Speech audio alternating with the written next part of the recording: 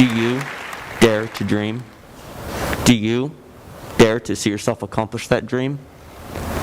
Those two questions went around and around in my mind. You see, my dream was to become the greatest disc golfer of all time. Through the hard work that I had put in, I started to see that dream not just as a dream, but as a goal, as a reality. Then the setbacks came and the tough days arrived, and that dream that I had of myself, that image, collided with the thought of failure, and it sent that image far back in my brain. But then a new question arose. What would you do if you knew you couldn't fail? Where would you be? Where would I be? Would I be an author? Would you be an artist? A songwriter maybe? A mom or a husband? Would you be a high school graduate? An Olympian? Maybe Captain America?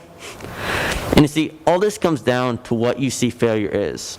See, failure is going to be that thing that pushes you from seeing your dreams as reality. And everybody's so afraid of what lurks in failure. And I think the problem with that is that most people don't define failure correctly. See, Google wrongly defines it as a lack of success. But from the opposite side, you have Arianna Huffington, a CEO, an American Greek author, and she wrote, "Failure is not the opposite of success. It's part of success." And so right away, you have two different sides. I'm a professional disc golfer, and so I decided to look at it the only way I knew how.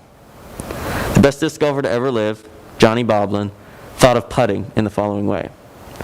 He would see where he is, take in and understand what's around him.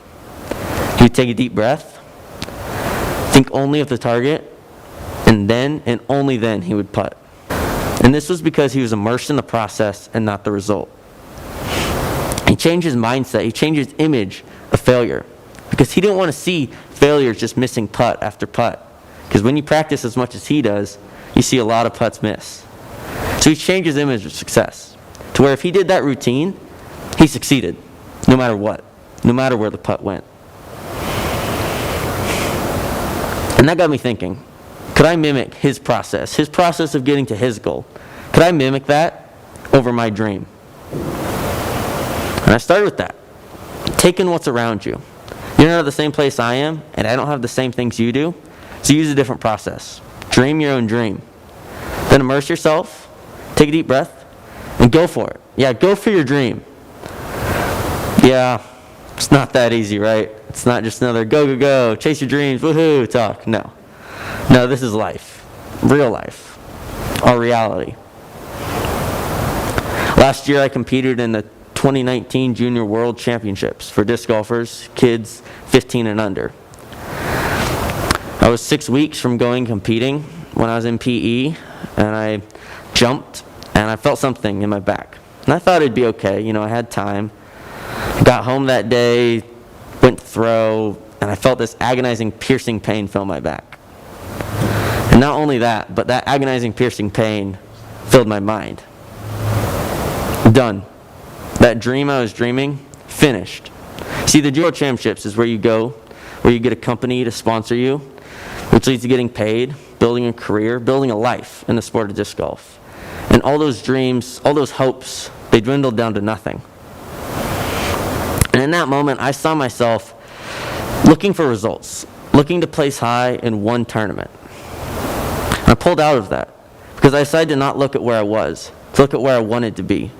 I changed my mindset to be process-oriented. With that mindset and the help of a friend, I was healed. I was able to go and compete. I ended up taking second place in the world. Once again, that brought me to where I was at, to taking what's around me, and take a deep breath. I was immersed in the process, and I pushed every single day to get closer to being that image that I saw myself. And in that time, I understood that it wasn't about taking big steps. It was just about taking one step, and taking that step every day. And at the end of the day, whether that was a good day or a bad day, forget it and press on. Try again tomorrow. Engage in that journey and let the results provide you a path. So write that book, 1 minute at a time. Compose that beautiful melody by spending an extra minute on the piano. Spend an extra minute with your wife or kids. Spend Spend an extra minute to be the first person in your family to graduate college. And if a minute is too long, you can start with 10 seconds. These steps don't have to be big. Just take one every day. By doing this, it might not ultimately get you to that goal, to that image that you see of yourself. And by Google's definition, that would mean you have failed. So embrace it. Be okay with failure. Because in that so-called failure, you have come farther than you ever would have if you did not dream at all. So take pride in taking these steps. Take pride in knowing that you worked an extra minute to get closer to your dream. Take pride in failure. And by making the right move and taking the right step, you don't have to see failure as a lack of success. Because you know that it wasn't the destination. The success was found through the journey. Thank you.